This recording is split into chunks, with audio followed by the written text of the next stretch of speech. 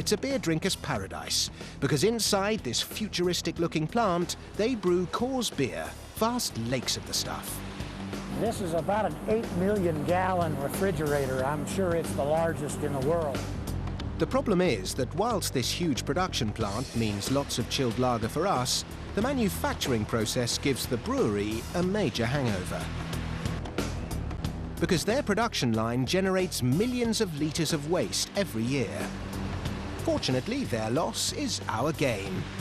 Right next door to the brewery, they've built another huge plant to turn all that waste into a rather different type of alcohol, ethanol. But in order to make it suitable for use as a fuel, they need to remove all the water from it. So it's distilled in this huge tower. By the time it gets to the very top of this distillation column, it's about 95% alcohol, 5% water. But it's not just waste from beer that can be used to make ethanol. Sugar beets, cereals, and even wood chippings are just as good. Which is great news for the environmentally aware Swedes, because they have lots of trees.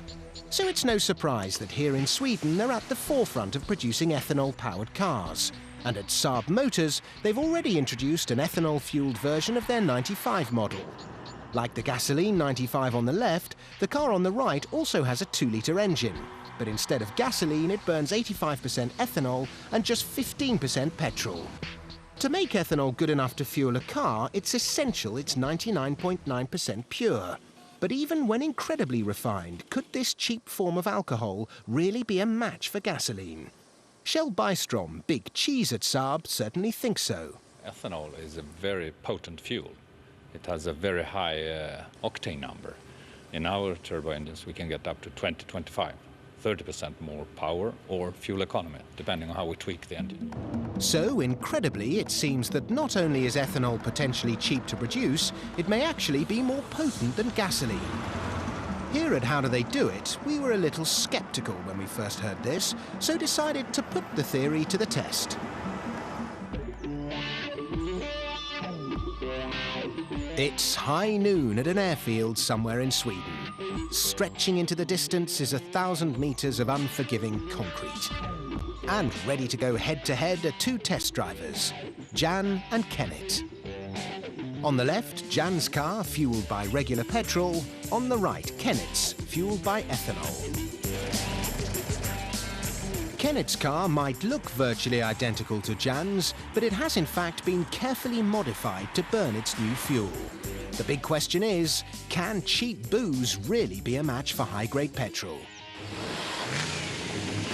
With a screech of burning rubber, our Nordic gladiators show their motors no mercy as they blast down the tarmac.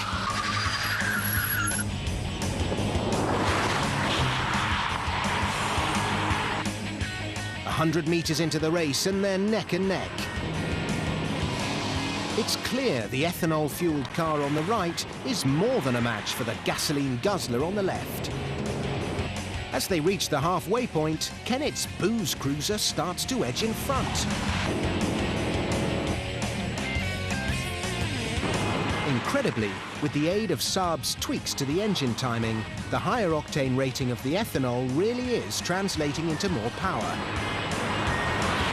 As they hit the winning line, it's Kenneth in his ethanol-burning Saab who's punching the air with delight.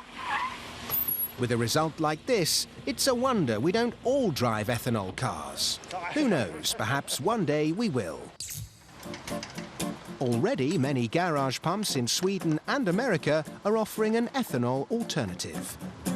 Henry Ford's ethanol-fueled Model T may have been even more ahead of its time than anyone realized.